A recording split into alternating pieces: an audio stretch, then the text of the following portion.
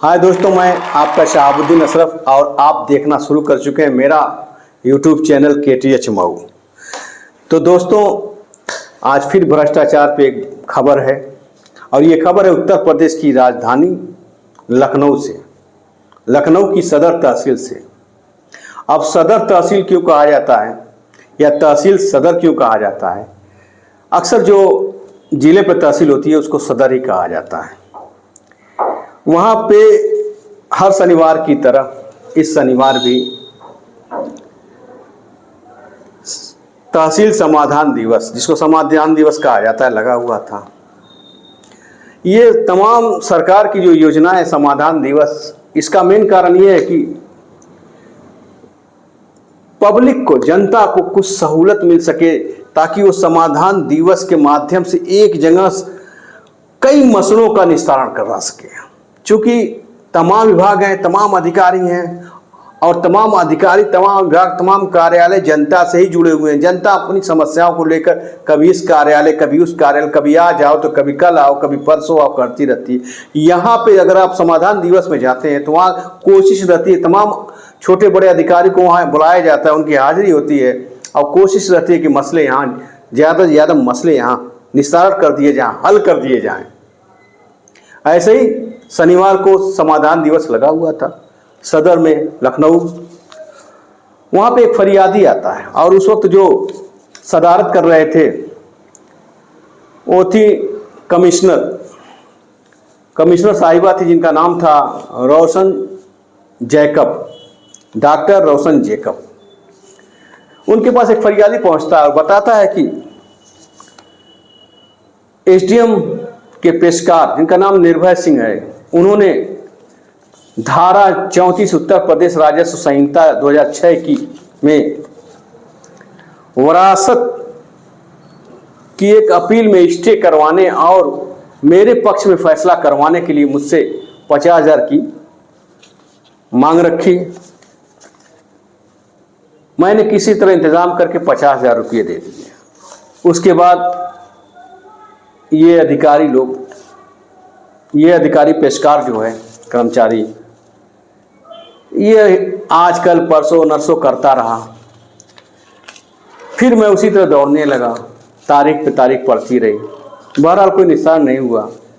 इस बीच पेशकार का तबादला मलियाबाद तहसील हो गया। उसके बाद भी प्रार्थी ने पेशकार से कहा कि आप मेरा काम अगर करा सकते तो किसी से करा लीजिए। पेशकार फिर इधर उधर करता रहा, टालता रहा, मटोलता रहा। अंत में प्रार्थी ने कहा कि अगर आप काम नहीं करा सकते तो हमारा पैसा दे दीजिए। ये सारी बातें फरियादी डॉक्टर रोशन जैकब जो कमिश्नर हैं उनसे बताई और बताया कि अब हमारा पैसा भी वापस नहीं कर रहे हैं। SDM कमिश्नर साहिबा ने सारी बातों को समझा और गंभीरता से लिया और फौरन ADM को फ़ोन किया और पेशकार निर्भय सिंह को निलंबित करने की बात कही और एक पत्र भी लिखा। वहीं पे एक वकील साहब थे, उन्होंने बताया कि श्रीमान तहसील में ये समस्या है कि हर काम के लिए पैसे लगते हैं। अगर आप वरासत कराते हैं तो ऑनलाइन कराते हैं तो वो लेखपाल के पास जाती है, लेखपाल उस पर धनुबाई करते हैं। अगर आप पैसा देने से इनकार करते हैं या पैसा नहीं देते हैं तो आपकी वरासत विवादित करके तहसीलदार कोर्ट में भेज दिया जाता है और इस तरह पर प्रार्थी वादी दौड़ने लगता है। ये धन उगाही का और भ्रष्टाचारी का खेल खुलेआम होता है। यहाँ सारे अधिकारियों की इसकी जानकारी रहती है। अब क्या वजह इस पे रोक नहीं लगती है?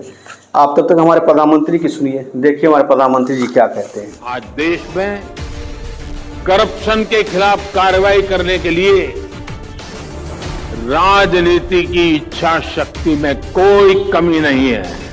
आपको कहीं पर भी हिचकने कहीं रुकने की जरूरत नहीं है। कोई भी भ्रष्टाचारी बचना नहीं चाहिए। हमारी कोशिशों में कोई भी ढील नहीं आनी चाहिए। ये देशवासियों की इच्छा है। तो आपने हमारे प्रधानमंत्री जी को सुना। प्रधानमंत्री साहब कह रहे हैं किसी भ्रष्टाचारी को छोड़ा नहीं जाएगा, बख्शा नहीं जाएगा, आप मुतमईन रहिए। लगाम बहुत लगाई गई, सब पे लगी, लेकिन ये भ्रष्टाचार जो सरकारी विभाग में है इसमें खत्म नहीं हो रहा है। आप एक जन्म प्रमाण पत्र बनाने किसी तहसील पर पहुंच जाइए ना, आपको समझ में आ जाएगा कि भ्रष्टाचार किसे कहते हैं। आप एक पैमाइश कराने चले जाइए ना अपने जमीन की, आपको पता चल जाएगा कि भ्रष्टाचार किसे कहते हैं। और आप शिकायत भी नहीं कर सकते। मैं तो इस प्रार्थी जिसने शिकायत की कमिश्नर के सामने बड़ी बहादुरी काम किया, मैं इसकी तारीफ करता हूं कि इसने बड़ी बहादुरी का काम किया है। कितने ऐसे मामले हैं, कितने ऐसे लोग फंसे हुए हैं, लेकिन वो किसी अधिकारी के सामने अपनी बात नहीं कर पाते, क्योंकि रिश्वत लेना अगर जुर्म है तो रिश्वत देना भी तो जुर्म है। इसलिए लोग मन मार के रह जाते हैं। अगर इस देश से वाकई भ्रष्टाचार खत्म न कम हो जाए तो वाकई हमारा देश बहुत तरक्की करेगा। और मेन तरक्की की रुकावट में ये भ्रष्टाचार ही है। तो दोस्तों, आज के लिए बस इतना ही। और जाते जाते फिर कहूँगा, कुछ तो है। जय हिंद।